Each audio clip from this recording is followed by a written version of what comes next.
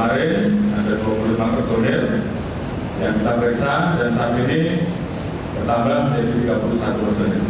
Peristiwa yang terjadi adalah peristiwa penembakan terhadap saudara J yang menyebabkan saudara J meninggal dunia yang dilakukan oleh saudara RE atas perintah saudara FS. Kepercayaan publik terhadap institusi Polri tengah diuji seiring tingginya intensitas perhatian publik terhadap kasus penembakan Brigadir J yang melibatkan 31 personel polisi. Apalagi seluruhnya didalangi oleh satu nama, yaitu Irjen Verdi Sambo. Sejak kasus itu muncul ke permukaan, intuisi publik sudah mengarah ke dugaan bahwa ada sesuatu yang tidak beres. Dan benar saja, sekitar 1 bulan proses penyidikan berjalan, ditemukan fakta bahwa kematian Brigadir J bukanlah akibat baku tembak, sebagaimana yang dirilis ke publik pertama kali, tetapi hasil dari eksekusi atasannya sendiri. Brigadir J tewas akibat peluru yang ditembakkan oleh rekannya sesama polisi, yakni Barada Richard Eliezer Pudihang alias Barada E. Peristiwa ini disaksikan Brigadir Ricky Rizal alias Bribka RR dan seorang sipil bernama Kuat Ma'ruf alias KM yang juga menjadi tersangka karena tidak melaporkan kejadian tersebut. Ironisnya, serangkaian peristiwa keji ini diotaki oleh Jenderal Bintang 2 atasan korban sendiri, yakni Inspektur Jenderal Verdi Sambo.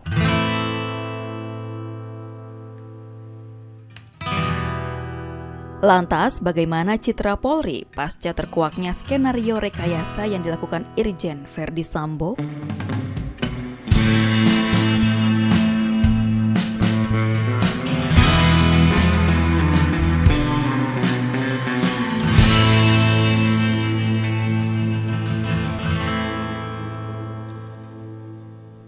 Berbagai skenario yang dilakukan Verdi Sambo demi menutupi kejahatannya terhadap Brigadir J turut menyeret citra Polri yang beberapa tahun terakhir ini memang terus menurun.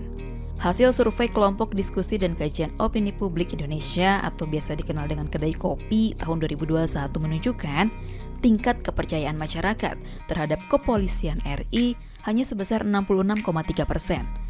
Persentase tersebut menjadi yang terendah dibandingkan dengan lembaga penegak hukum lainnya.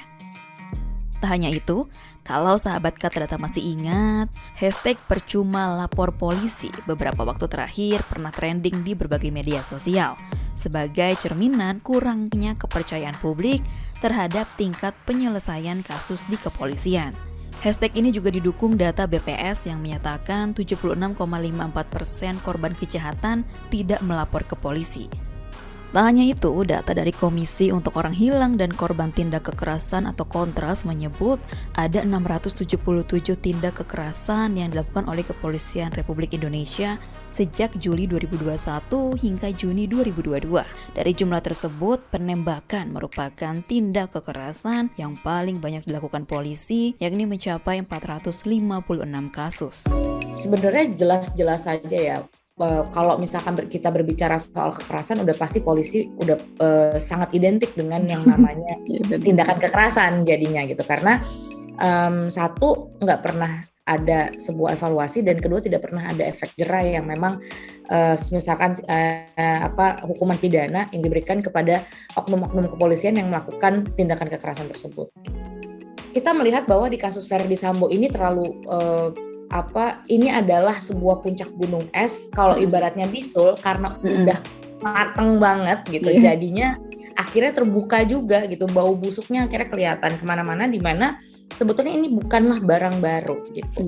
Tapi hal-hal semacam rekayasa kasus, kekerasan, penyelewengan atau abuse of power itu sudah terjadi di ranah kepolisian dan Kontras dan NGO-NGO lain ataupun warga ya yang menjadi korban.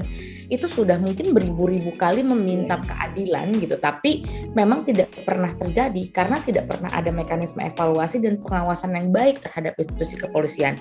Selama ini mereka terus menghirup angin segar, bahkan ketika kita mendapatkan adanya rekayasa kasus di beberapa kasus dampingan Kontras, itu hanya mendapatkan sanksi etik biasanya. nggak ada yang pernah dapat sanksi pidana. Jadi nggak pernah ada efek jerak gitu. Nah, ketika kasus Verdi Sambo ini muncul, nah itu sebenarnya salah satu efek positif adalah menunjukkan, nah kan berarti emang kita perlu perbaikan institusi Polri. Dengan sederet citra Polri yang sudah terbentuk, kasus Verdi Sambo tentu menambah deretan kasus yang mencoreng citra kepolisian. Mengacu data Polri, pada tahun 2021 terjadi hampir 5.000 kasus pelanggaran yang dilakukan oleh anggota Polri sendiri, yang terdiri dari pelanggaran disiplin, kode etik, dan juga pidana. Respon publik terhadap kasus Brigadir J ini juga terekam nih dalam temuan drone emprit di media sosial. Pasalnya, sebelum penetapan Verdi Sambo sebagai tersangka kasus pembunuhan Brigadir J, publik kerap melontarkan sentimen negatif yang mengkritik kemampuan Polri dalam menyelesaikan kasus Brigadir J. Kemudian, sentimen publik ini berbalik positif pada 9 Agustus pasca diumumkannya Irjen Verdi Sambo sebagai tersangka. Ya, terutama pertama ini ya, Menko Polhukam, terus juga Presiden sendiri harus tuh mencoba untuk memberikan mandat atau membuat sebuah tim khusus untuk sebetulnya mengkaji ulang dan juga mengevaluasi bagaimana sistem pengawasan Polri hari ini. Toh kita tahu bahwa Kompolnas ternyata kan gagal juga berarti kan sebenarnya dalam atau mungkin harus dari luar dari polisi. Betul. Kompolnas itu udah gagal sebagai lembaga pengawas kepolisian gitu. Nah, berarti harus dibuat satu tim independen yang memang berasal dari banyak pakar ya, dan juga praktisi untuk sebetulnya mencoba mengkaji ulang bagaimana sistem pengawasan Polri yang harus lebih baik untuk menuju ke reformasi institusi kepolisian gitu. Karena kan sebetulnya di dalam kasus Verdi Sambo ini juga kenapa pada akhirnya tindak lanjuti ke tindak pidana, yang menjadi kunci adalah ini bukan karena kepolisian menjalankan undang-undang, sekali lagi bukan karena ada undang-undang yang menetapkan bahwa harus ada sebuah bentuk penghukuman secara pidana dan juga sanksi etik terhadap aparat kepolisian yang melakukan pelanggaran, tetapi karena permintaan dari Presiden. Jadi berarti di sini kita bisa lihat bahwa kepolisian bukan tunduk sama undang-undang, tapi tunduk sama kepala negara. Jadi sebenarnya salah gitu ketika kita sudah cukup puas gitu ya. Karena sebetulnya ini adalah bentuk keterpaksaan. Berarti kalau misalkan berikutnya ada sebuah penyelewengan lagi atau tidak kekerasan lagi, selama Presiden ataupun menteri nggak bilang untuk menindaklanjuti, berarti tidak akan ada tindak lanjut. Jadi penting untuk melihat bahwa segala bentuk tindak lanjut dari penyelewengan ataupun pelanggaran yang dilakukan oleh kepolisian itu harus berdasarkan undang-undang dan harus ada sebuah tim pengawasan baru, dan di mana itu harus dikaji ulang semua sistem bentuk pengawasannya, bagaimana implementasi perkapnya dan lain sebagainya, yang itu harus ada tim independen sih dalam melaksanakan reformasi institusi kepolisian tersebut. Penetapan Verdi Sambo sebagai tersangka menunjukkan ketegasan Polri dalam menindak pelanggaran anggotanya. Hal ini sesuai dengan hasil survei Indikator Publik Indonesia yang menunjukkan 51,9% responden menilai bahwa Kepolisian Republik Indonesia atau Polri telah melakukan tindakan yang cukup tegas terhadap anggota-anggotanya yang melakukan penyimpangan. Selain itu, meski adanya hashtag percuma lapor polisi, namun BPS juga melaporkan bahwa tingkat penyelesaian tindak kejahatan polisi atau crime clearance makin meningkat nih setiap tahunnya. Tercatat, kepolisian berhasil menyelesaikan 71% kasus tindak kejahatan pada 2020. Angka ini meningkat 2,83 poin dari tahun sebelumnya yang sebesar 68,17%.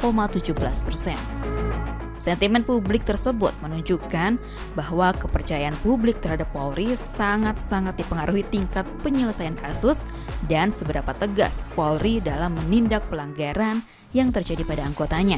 Kini pertanyaannya, akankah Polri mampu menuntaskan kasus Brigadir J hingga membuka motifnya ke publik? Kita tunggu saja kelanjutannya.